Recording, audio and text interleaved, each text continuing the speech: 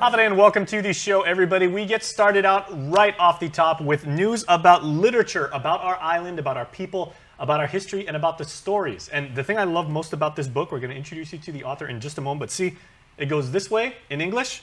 We flip it right around, and it is in native Chamorro. I haven't seen one of these books that does that since like the 70s. Okay, so here are the wonderful ladies from UOG Press, of course, our good friend Victoria Leonguro. Hafide Lola. Hafide. Very good to see you. And Teresita Perez. Hafide Terry. Doing okay. And, well, let me let you hold this, because congratulations. Okay. Thank you so much for doing that. And you know, putting a book together is a endeavor of love. It takes a variety of skills and everything like that, but it also takes a lot of patience and a lot of passion. So all of our congratulations to you on this. Thank you. Okay, and it is Chamorro Legends, a gathering of stories, right? And I was just thumbing through it, and it's basically all the wonderful local legends that I remember from my youth that, you know, we're passing down to youngsters and everything. How did you actually go about figuring what legends go in there and in what order? Well, I think, first of all, I feel really awkward being called an author of this, because I think this was just so it was a collaborative project. Okay. So even deciding which legends to put in it there were a lot of conversations between Lola and myself, and even Senora Ann, the translator. I was going to say, you probably have to call a lot of your aunties and everything. Right, aunties, talking to people. The wisdom of the crowds. Exactly, and I wanted to kind of tap into people who have access to our Saina who are not dead, and people who are still telling these stories, and they're telling these stories in Chamorro. So, you know, so one of the Juan Mala stories was told to a coworker of mine by his aunts, who only could tell it to him in Chamorro. So I'm like, I want that one, because that's not in print, and if it's in print, it's hard to find. So it was like just really a lot of, talking to people about what should go in here? Who's the audience for this text? And so it was patient. It took patience, and it took a lot of passion, and it took a lot of time. And also it's not just telling the stories and having presence for each of them, but, you know, making sure you tell the story the right way. Exactly. Because, you know, these are tales that our people have basically built their entire existence around. You know, they've told from generation to generation. I mean, this goes back hundreds of years. I think part of the first, I had to problematize this, writing legends in terms of whose story do you tell and whose truth is truth. And there is a reflection. The book opens after the foreword with a reflection of one story could have many versions. And I went into this knowing that and understanding, and then being very like, oh my gosh, what is my positionality in terms of how to write these stories? Because when you write things down, they're permanent. But then the idea of, well, hang on, this doesn't have to be the story that you transmit, and I'm not ever going to assume that they will be, that there are going to be other ways to tell these stories and other endings and other versions. So, it's tricky. And Vicky, this is a first for you guys at UOG Press, because even though you've got a lot of proper Chamorro chronicles and everything, like, again, the way that this book is, you literally turn it like upside down on its vertical axis and everything like that, and you've got the exact same book but told in proper Chamorro. Yeah, so we actually did have an older Chamorro Legends book that was written in the 40s by a Navy wife who had visited Guam, but she had done it in English and in Spanish, and the book was selling really well, like particularly online, just because the title was Chamorro Legends on the Island of Guam.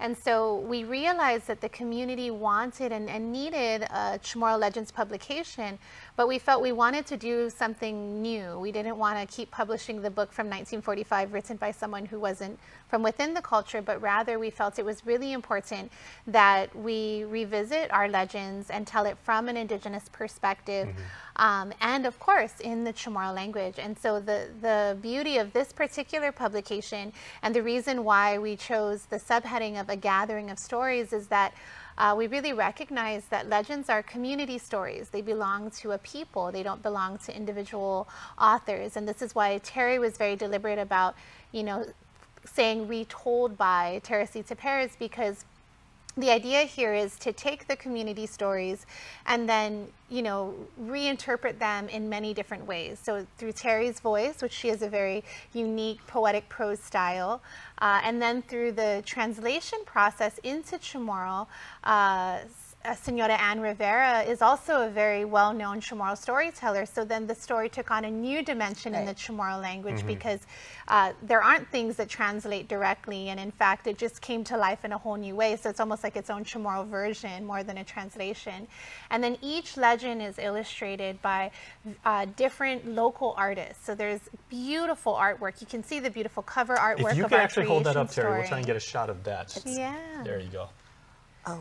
So this is the boy that jumped to Luta, and it's a more sort of traditional art style. And then we also have like digital artwork, for example. That is gorgeous. This is the flame tree, which was illustrated by Varani Sablan, and then digitally illustrated by Kisa Suiko. So he took a real image of a flame tree and then her painting, and they were kind of married together.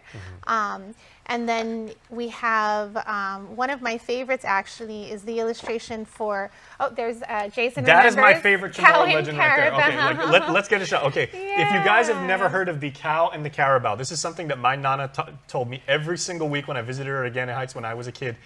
My favorite legend, and it's one of those things where moral of the story, you want to pay attention. Definitely. Pay attention to detail.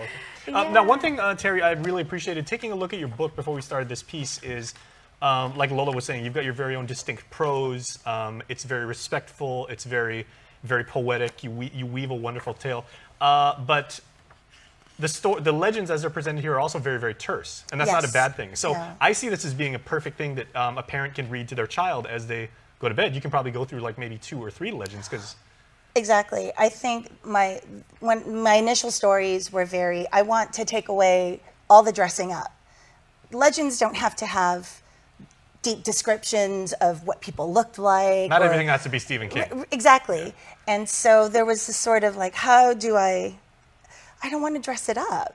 You know, it's sort of like that ownership too of how much liberty do I take? But we tried to strike a balance. So there's the terseness of some of these stories, but then with the flame tree, I got kind of carried away, and I got so like I totally got inhabited. I think they inhabited me, the stories and the characters. Well, that's good. And I'm like, whoa. How did this turn out to be some sort of Harlequin romance? I didn't plan for this to happen. How did this happen? So I think there's a mix of the kind of sparseness of a legend and then a story. Well, very nice. It's a really good mix. Okay, well, we are running out of time, but can you please tell us, Lola, where will this be available? And for people watching right now on YouTube, can they order it on Amazon? Absolutely. Yay. So the book launches on Thursday, November 14th at the Guam Museum in the theater at 5:30 p.m. With the reception to follow in the lobby.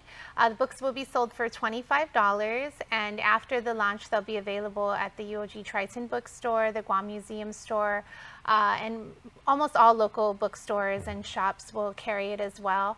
And then we make all our books available on Amazon and the Triton online store too. So yes, it'll be hitting the shelves on November 15th and right in time for the holidays. Absolutely. So we hope Ladies, you thank enjoy you so much. it. Terry, congratulations once Thank more. you. That's an amazing achievement.